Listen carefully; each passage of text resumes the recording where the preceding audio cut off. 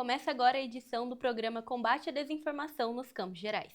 Meu nome é Karine Santos e hoje conversamos com o professor Reginaldo Dias. Doutor em História pela Universidade Estadual Paulista, Reginaldo Dias possui graduação em História pela Universidade Estadual de Maringá e é mestre em História e Sociedade também pela Unesp. O historiador é professor associado da Universidade Estadual de Maringá, faz parte do programa de pós-graduação da universidade e investiga história política e movimentos sociais e estudantis. Reginaldo, que viveu o período de redemocratização como aluno da UEM, também retribuiu na fundação do Centro Acadêmico de História da instituição em 1983. Professor Reginaldo, bem-vindo ao programa Combate à Desinformação nos Campos Gerais. Olá, muito obrigado pelo convite. É uma honra participar dessa atividade.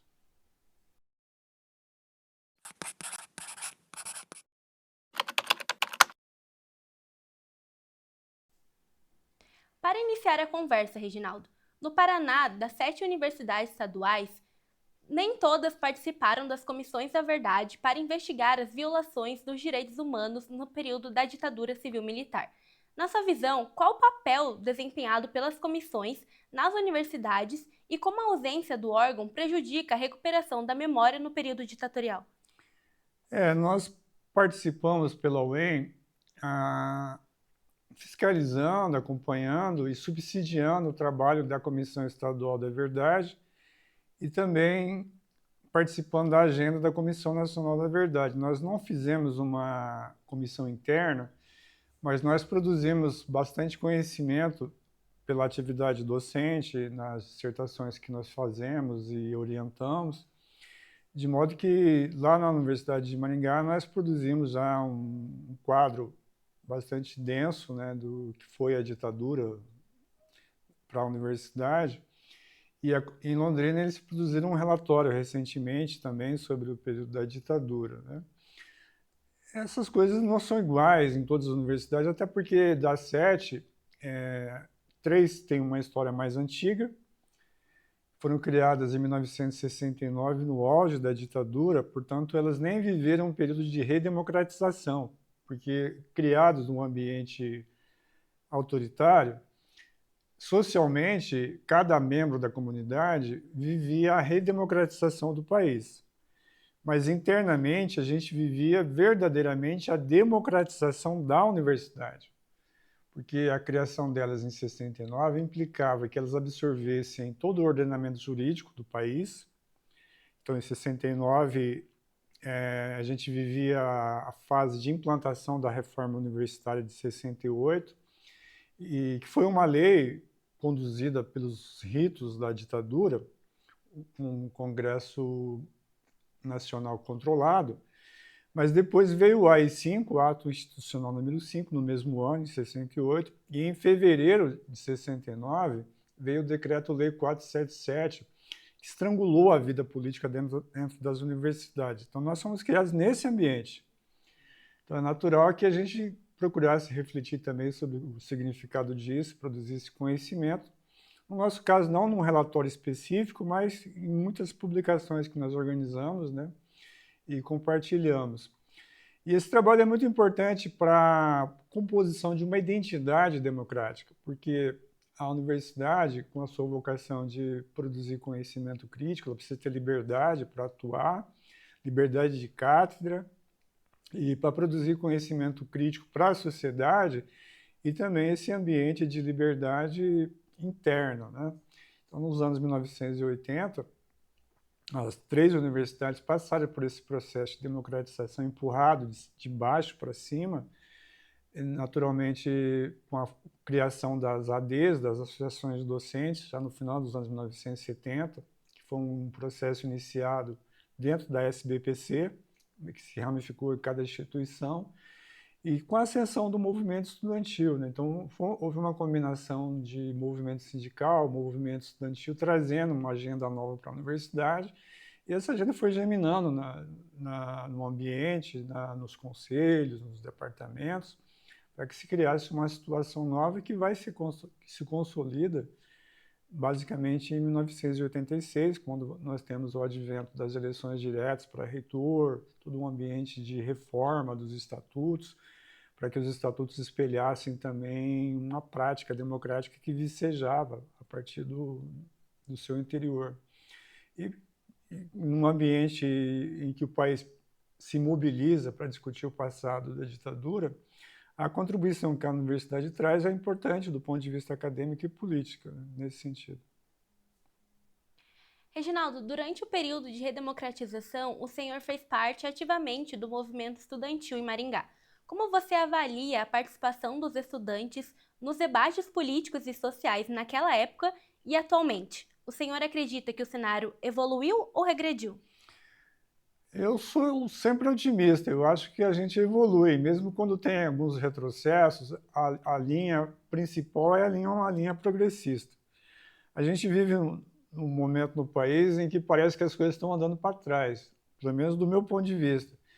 Mas a gente não tem nenhum motivo para achar que a gente vai voltar a uma situação como a que existia em 1969, quando as universidades foram criadas, que é um ambiente completamente autoritário. Então, a gente tem condições hoje de fazer um enfrentamento democrático para preservar a democracia construída na universidade e na sociedade.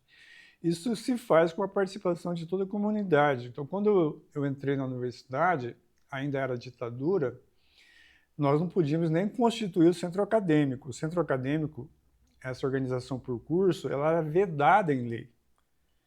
A UNE estava na clandestinidade, a UP estava na clandestinidade. Eu ainda sou dessa geração, né, que viu essas instituições sendo recriadas ou criadas, como é o caso do centro acadêmico. Naquela época, prevalecia uma atitude de desobediência civil, porque havia um ordenamento jurídico construído autoritariamente, muitas vezes por decreto, por atos institucionais, e a gente procurava atuar nas frestas para expandir essas frestas e institucionalizar a prática democrática, né? Então, foi dessa maneira que a gente constituiu o DCE, os centros acadêmicos, que a gente participou da reconstrução da UP no Paraná, da UNE no Brasil, e a UNE existiu sem legalidade até 1985, quando acaba a ditadura e é feita a lei Aldo Arantes. Aldo Arantes foi presidente da UNE em 1961, ele era deputado federal no período, ele propôs a lei e dali para diante, então você tem uma atuação legalizada da UNE, dos centros acadêmicos, num novo contexto de Brasil, que foi construído pela sociedade, de maneira geral, mas em particular também pelos membros da comunidade universitária. Então, é uma construção coletiva, não é de um segmento, de um movimento, né? Todo mundo que estava na universidade participou disso, eventualmente lutando contra a correnteza, porque havia conservadorismo também dentro das universidades, porque isso faz parte do pluralismo da sociedade. O que estava errado? O errado não é a diversidade de pensamento da universidade. O que estava errado é que o pensamento de oposição ele não tinha mecanismos de circulação num ambiente autoritário. Num ambiente democrático, você tem eleição para reitor, você pode ter um reitor que seja de um campo, outro de outro, e o eleitor escolhe como acontece na sociedade, né? Então, é uma construção muito rica de um período em que, inclusive, era fim da ditadura, e as pessoas hoje têm uma atitude negacionista, dizendo que não houve ditadura ou que foi um período de bonança para o país. Não, a ditadura entregou o país numa situação de crise extrema, crise econômica, crise política, crise de desesperança. E essa esperança ela foi reconstruída pela ação coletiva da sociedade. Então, o país estava muito desorganizado no início dos anos 1980. A inflação batia 200% ao ano. A dívida externa foi multiplicada por 40 durante a ditadura. Tudo isso estrangulava a economia, estrangulava a oferta de emprego, né? Então, havia uma situação semi-caótica mesmo no final da ditadura, que só não foi mais caótica porque havia essa esperança brotando da sociedade e, o melhor de tudo, que era uma esperança que foi se organizando em instituições que a sociedade estabelecia. Algumas não podiam existir, como eram as entidades estudantis, mas elas se viabilizaram, se legalizaram, para que a gente pudesse construir uma realidade nova, né? Agora, a gente não deve ter a ilusão de que o caminho vai ser sempre fácil. A democracia é uma construção muito difícil, sujeita a temporadas de retrocesso, mas a gente não pode pensar que se trata de um retrocesso absoluto. Ele é relativo a um tempo, mas sempre sendo otimista, né, a estrada principal nos leva a uma realidade de mais cidadania, mais democracia, mais participação da sociedade. Professor Reginaldo, em uma coluna para a Associação dos Docentes da UEM, o senhor destaca o papel dos historiadores em resgatar o passado para explicar o presente. No âmbito digital, com o crescimento de discursos de ódio e antidemocráticos, quais dificuldades os profissionais encontram para combater ações que atacam a democracia do país?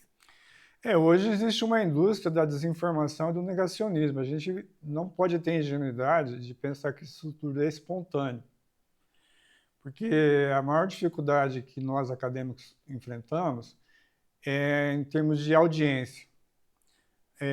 Nós produzimos conhecimento mediante métodos, rigores que a universidade exige de nós, porque é um conhecimento científico, mas nós não temos audiência de massa. Hoje, com essa multiplicidade de mídias, um canal que é destinado à desinformação, ele tem uma audiência de massa, então é uma competição desigual, que não nos deve intimidar, deve nos desafiar a encontrar meios para que o conhecimento científico chegue às pessoas. Quando eu digo conhecimento científico, eu não estou dizendo que seja uma verdade inatacável, mas ela é uma verdade construída com método, com rigores, né? Não é a opinião de um cientista, de um professor que está sendo veiculada. A cada produto que nós oferecemos, existe uma pesquisa por trás, né? Essa pesquisa ela é avaliada por pares. Quando nós publicamos um trabalho, ele tá sendo examinado por pares, né? Ele não chega a uma revista sem esse exame. Quando a gente produz uma tese, existe uma banca que examina. E tudo que a gente produz, a gente diz de onde tirou a informação, porque o pressuposto da validação acadêmica é que a pessoa que esteja lendo, ela possa repetir o que a gente fez para verificar se o que nós fizemos é apenas uma opinião ou é exatamente um conhecimento cientificamente construído, né? Então, no ambiente acadêmico, com a liberdade de cátedra, você pode ter divergência, inclusive sobre uma tese, né? E nós exercitamos isso o tempo todo. O nosso desafio é enfrentar a desinformação e esse negacionismo, que ele é produzido numa escala social hoje, com interesses políticos mesmo, né? De reavivar uma cultura antidemocrática, uma cultura autoritária, que tem como correspondência não apenas o fechamento político, a participação política, mas também um retrocesso nos padrões de cidadania, de acesso aos bens sociais, de cidadania de identidade de gênero, de classe étnica, né? Tudo. Quer dizer, a gente tem uma série de conquistas que são civilizatórias e elas entram em choque, ou em xeque, quando você vai encolhendo os mecanismos de informação mesmo, né? Ele vai trabalhando com negacionismo ou com diversionismo, que a gente chama de revisionismo. A palavra revisão, ela tem um sentido positivo na vida acadêmica, porque todo conhecimento científico ele tem prazo de validade, né? Na história também funciona assim. O que a gente produz hoje vai ser questionado pela próxima geração ou mesmo pelos nossos pares, né? A questão é se quem está revisando faz a revisão com método científico ou não faz, né? Então, essa indústria que existe hoje espalhada pelas redes, ela não faz. E por isso que a gente deve fazer esse tipo de enfrentamento. Mas não é uma novidade completa. Esse tipo de convivência sempre existiu com mídias mais lentas. Quando havia a mídia impressa predominante, havia também o combate à história acadêmica, ao pensamento acadêmico por essas mídias, né? A diferença é que hoje a multiplicidade é muito grande e a aceleração também, e o acesso a uma audiência de massa. As universidades possuem como princípio dialogar com a sociedade, sobretudo através de projetos de extensão e pesquisa. Como elas têm devolvido à população o conhecimento produzido no combate à desinformação sobre a ditadura militar? O fluxo de dentro para fora tem funcionado? Nós temos uma geração que não é a minha, né? Eu já sou numa fase dos professores que estão se aposentando, eu mesmo já poderia estar aposentado, mas já existe uma geração que está sendo formada nesse ambiente das mídias eletrônicas, porque a minha geração ainda é da mídia impressa. Quando eu era estudante, a gente fazia os jornais, né? Hoje não, né? Eu só vou te dar um exemplo. Eu participei de um movimento estudantil em 84, em favor da gratuidade do ensino, da democratização, que ele teve uma ação contundente que era ocupar o prédio da reitoria da universidade. Isso aconteceu no Brasil, em várias universidades naquele ano. Eu produzi um livro sobre isso. Aí houve um processo muito robusto, há cerca de 10 anos, na Universidade de Maringá de novo, os alunos produziram vídeos a esse respeito, né? Para propagar a memória do movimento. Então, as gerações elas vão se adaptando também.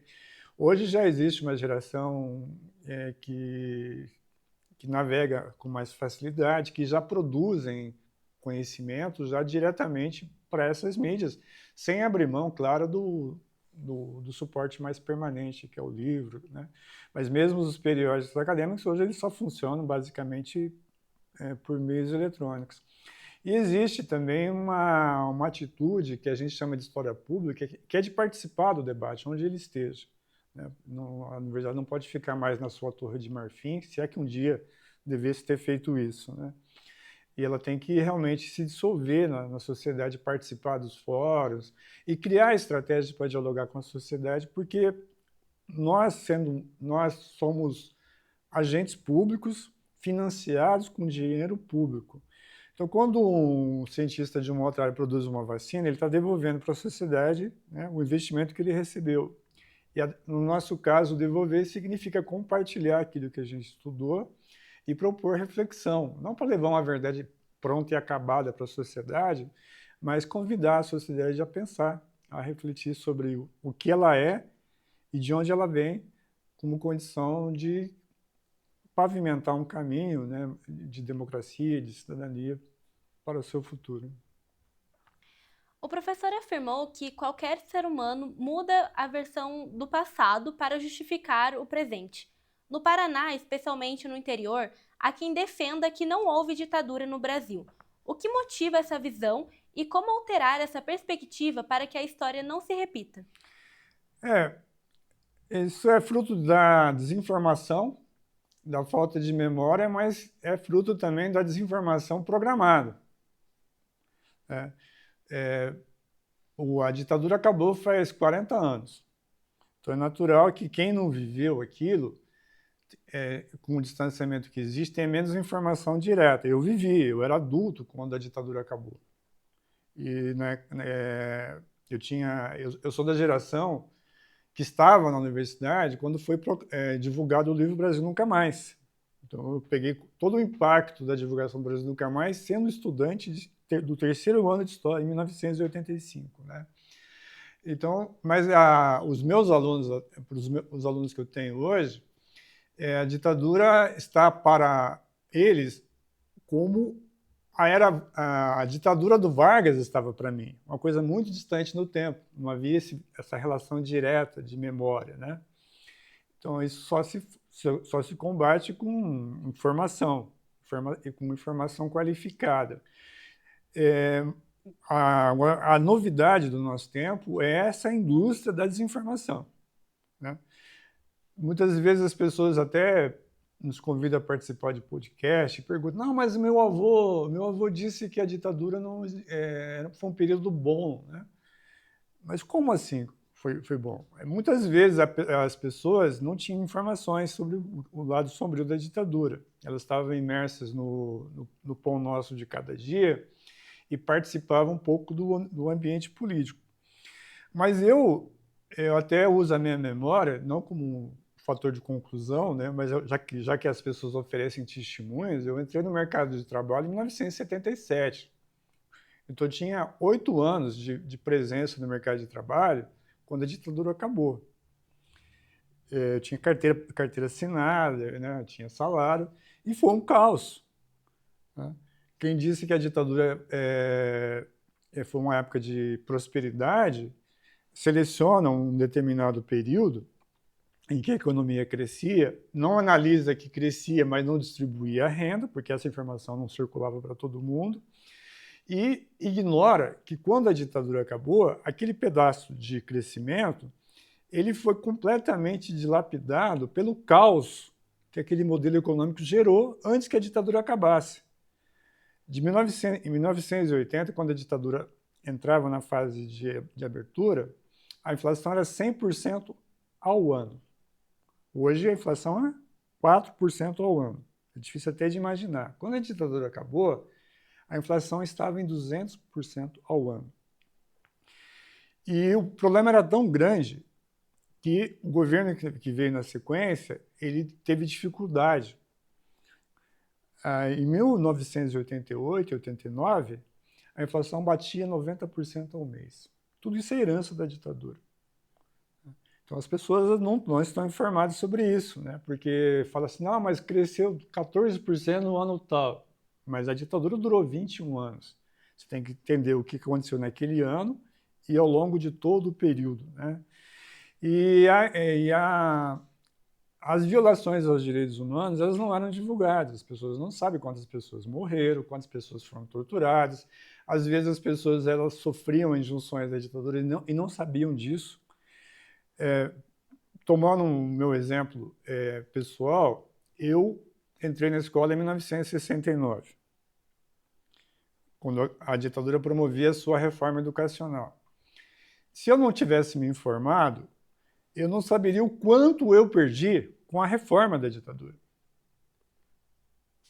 Eu não tive uma educação com liberdade de cátedra, os professores eram vigiados. Quando eu entrei na escola, a ditadura estava promovendo uma reforma que esvaziava o ensino de história. Eu não tive aula de história no ensino fundamental e nem no ensino médio. Nós tínhamos aulas de estudos sociais. Era uma área que abrigava história, geografia. E quando eu entrei na universidade, a graduação de história estava esvaziada. Não tinha candidatos porque a ditadura oferecia os estudos sociais como licenciatura curta e as pessoas com pressa de ir para o mercado de trabalho preferiam o caminho mais curto. E eu sou da geração da Universidade de Maringá que reconstruiu a graduação. Eu sou da 4ª turma da reconstrução da graduação em História, porque tudo isso é consequência da ditadura. E hoje a gente vive num ambiente, ontem eu estava lendo no noticiário, em São Paulo, há um esvaziamento do ensino de humanidades.